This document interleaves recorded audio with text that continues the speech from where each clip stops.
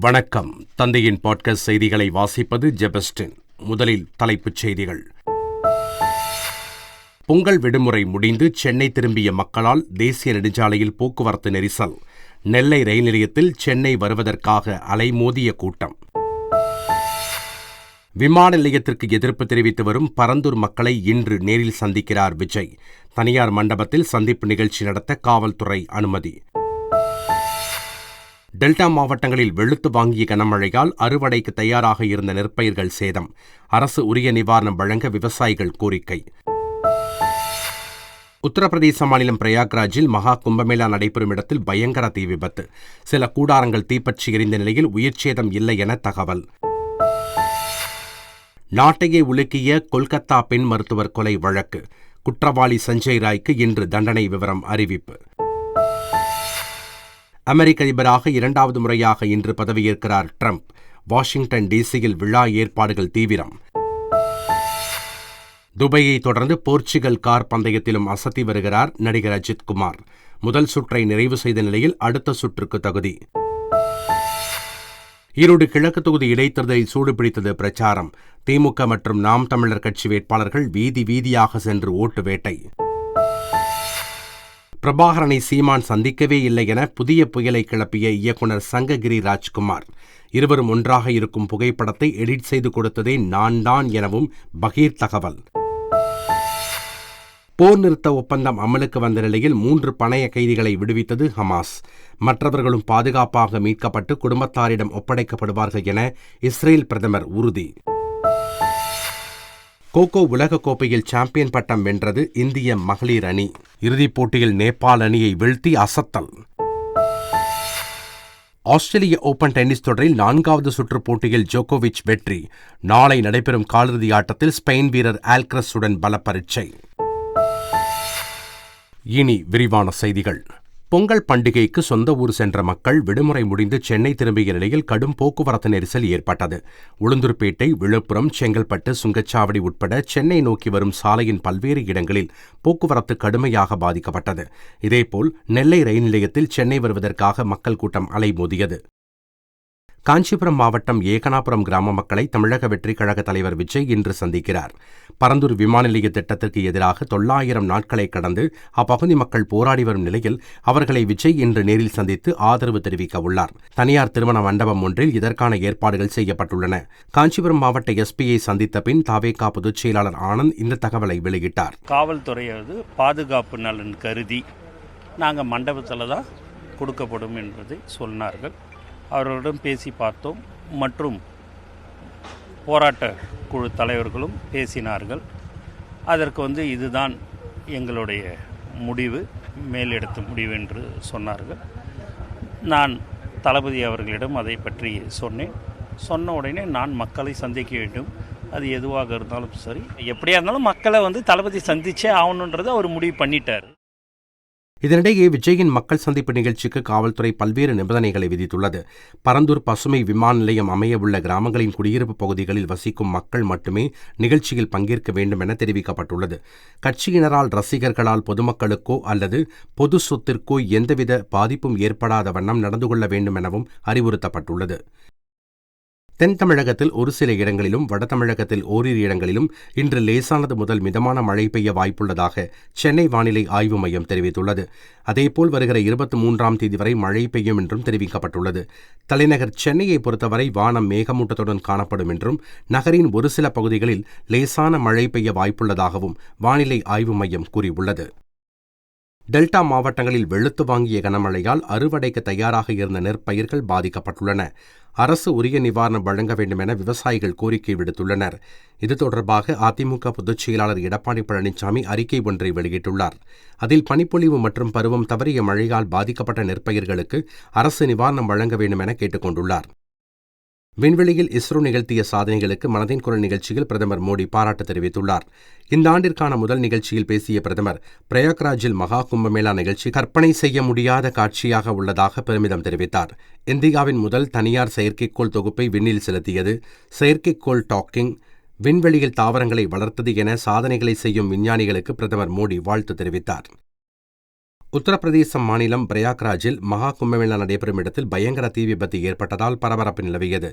ஜூன்சி என்ற பகுதியில் பக்தர்களுக்காக கூடாரங்கள் அமைக்கப்பட்டுள்ளன.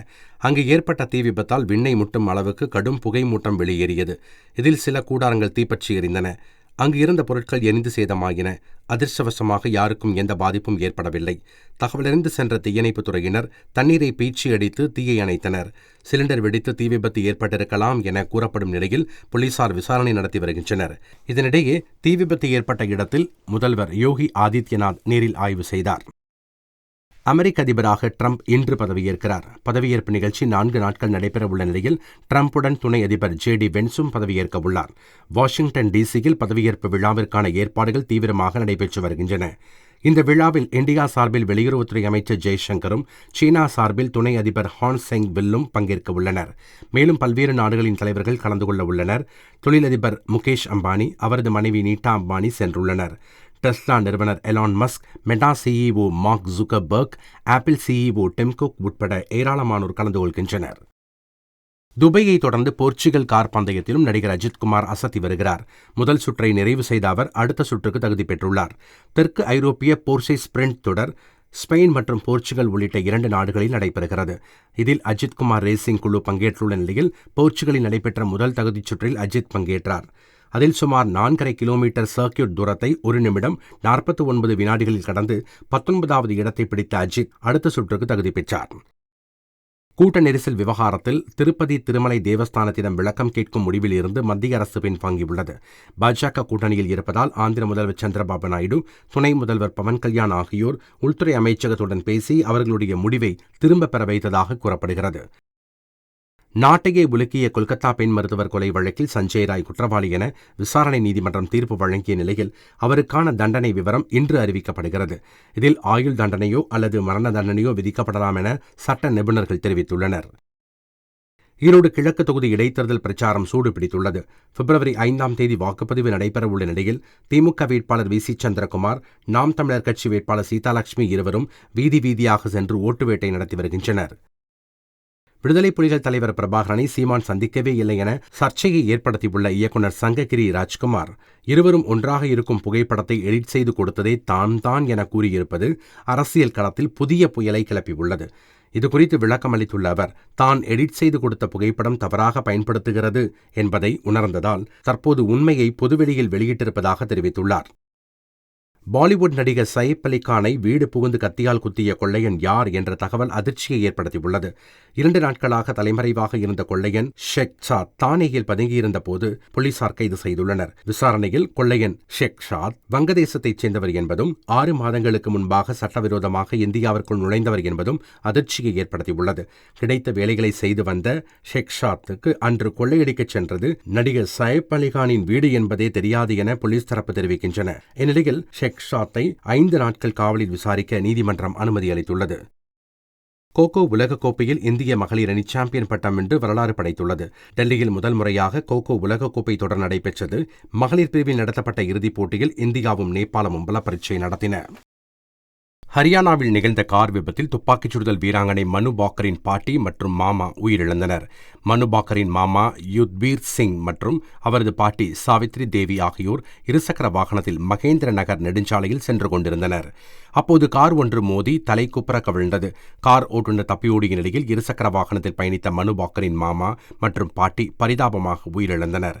பாரிஸ் ஒலிம்பிக்கில் இரட்டை பதக்கம் வென்ற மனு பாக்கருக்கு மத்திய அரசு சமீபத்தில் கேல் ரத்னா விருது வழங்கியது குறிப்பிடத்தக்கது. சென்னை விமான நிலையத்தில் வெளிநாடுகளில் இருந்து தங்கம் கடத்தி வந்த 13 பேரை சோதனை இல்லாமல் வெளியே அனுப்பிய அதிகாரிகள் காத்திருப்போர் பட்டியலுக்கு மாற்றப்பட்டுள்ளனர். சுங்க இலாக்கா நுண்ணறிவு பிரிவு அதிகாரிகள் கையும் களவுமாக பிடித்தபோது இந்த உண்மை வெளிவந்தது.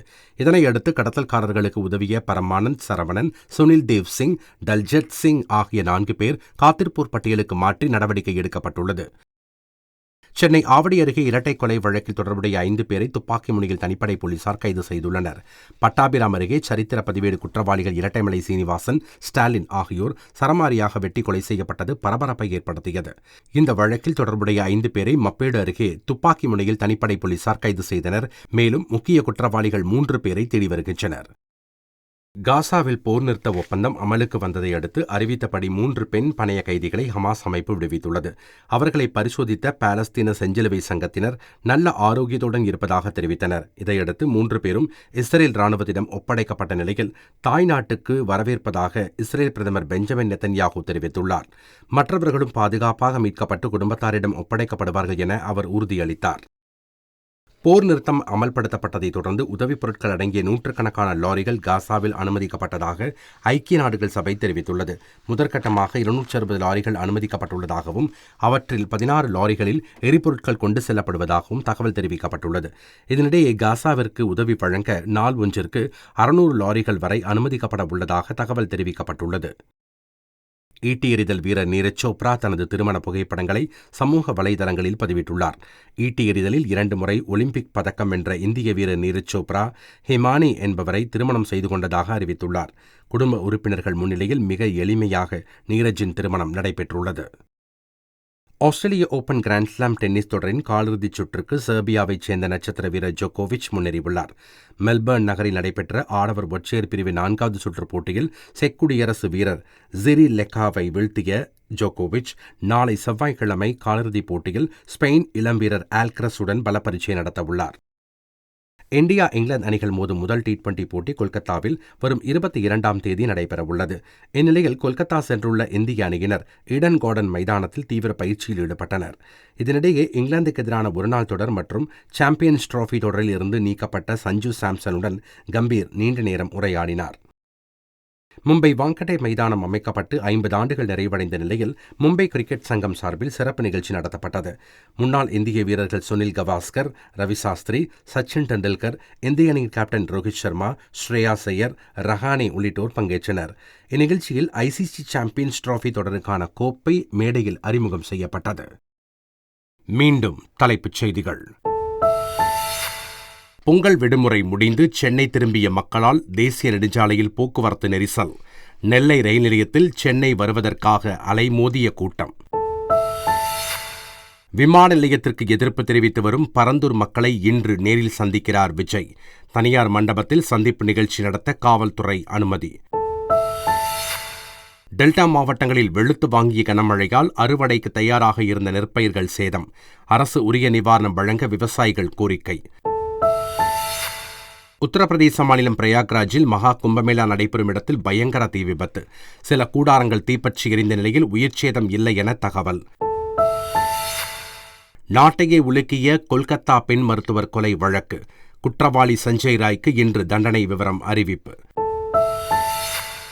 அமெரிக்க அதிபராக 2வது முறையாக இன்று பதவியேற்கிறார் ட்ரம்ப். வாஷிங்டன் டிசியில் விழா ஏற்பாடுகள் தீவிரம். துபாயை தொடர்ந்து போர்ச்சுகல் கார் பந்தயத்திலும் அசத்தி வருகிறார் நடிகர் அஜித் குமார். முதல் சுற்றை நிறைவு செய்த நிலையில் அடுத்த சுற்றுக்கு தகுதி. ஈரோடு கிழக்கு தொகுதி இடைத்தேர்தலில் சூடுபிடித்தது பிரச்சாரம். திமுக மற்றும் நாம் தமிழர் கட்சி வேட்பாளர்கள் வீதி வீதியாக சென்று ஓட்டு வேட்டை. பிரபாகரனை சீமான் சந்திக்கவே இல்லை என புதிய புயலை கிளப்பிய இயக்குனர் சங்ககிரி ராஜ்குமார். இருவரும் ஒன்றாக இருக்கும் புகைப்படத்தை எடிட் செய்து கொடுத்ததே நான் தான் எனவும் பகீர் தகவல். போர் நிறுத்த ஒப்பந்தம் அமலுக்கு வந்த நிலையில் 3 பணைய கைதிகளை விடுவித்தது ஹமாஸ். மற்றவர்களும் பாதுகாப்பாக மீட்கப்பட்டு குடும்பத்தாரிடம் ஒப்படைக்கப்படுவார்கள் என இஸ்ரேல் பிரதமர் உறுதி. கோகோ உலகக்கோப்பையில் சாம்பியன் பட்டம் வென்றது இந்திய மகளிர் அணி. இறுதிப் போட்டியில் நேபாள் அணியை வீழ்த்தி அசத்தல். ஆஸ்திரேலிய ஓபன் டென்னிஸ் தொடரில் 4வது சுற்றுப் போட்டியில் ஜோகோவிச் வெற்றி. நாளை நடைபெறும் காலிறுதி ஆட்டத்தில் ஸ்பெயின் வீரர் ஆல்கரஸுடன் பலப்பரீட்சை. இத்துடன் இன்றைய பாட்காஸ்ட் செய்திகள் நிறைவடைந்தன. வணக்கம்.